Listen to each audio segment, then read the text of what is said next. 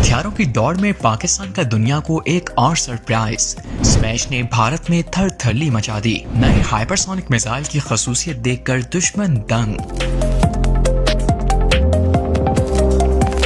पाकिस्तान ने सऊदी अरब में जारी वर्ल्ड डिफेंस शो में स्मैश हाइपरसोनिक मिसाइल मुतारिफ करवा दिया। ये मिसाइल समंदर और जमीन पर अहदाफ को निशाना बनाने के लिए भी इस्तेमाल किया जा सकता है। वर्ल्ड डिफेंस शो 2026 में Pakistani global industrial and defence solutions ने स्मैश नामी हाइपरसोनिक एंटीशिप बैलिस्टिक मिसाइल मुतारिफ करा दिया। स्मैश मिसाइल को इंतहाई तेज रफ्तार, दुरुस्त रहनुमाई और तकरीबन अमूदी जाविये से हमला करने की सलाहियत के साथ डिजाइन किया गया है, जिससे जदीद फजाई और मिसाइल दिफाई निजाम को चकमा देना मुमकिन हो सकेगा। एंटीशिप सेटिंग में इस मिसाइल की रेंज 290 किलोमीटर बताई गई है। इसमें 394 किलोग्राम वजनी वारहेड नस्ब किया गया है, जबकि नेविगेशन के लिए HTGNS studied inertial navigation system के साथ एक्टिव रडार सीकर इस्तेमाल किया गया है। मिसाइल में single stage dual thrust salt rocket motor लगाई गई है। कंपनी के मुताबिक मिसाइल की दुरुस्तगी 10 मीटर या इससे कम है, जबकि टर्मिनल फेज में इसकी रफ्तार आवाज की रफ्तार 2 गुना ज्यादा हो सकती है।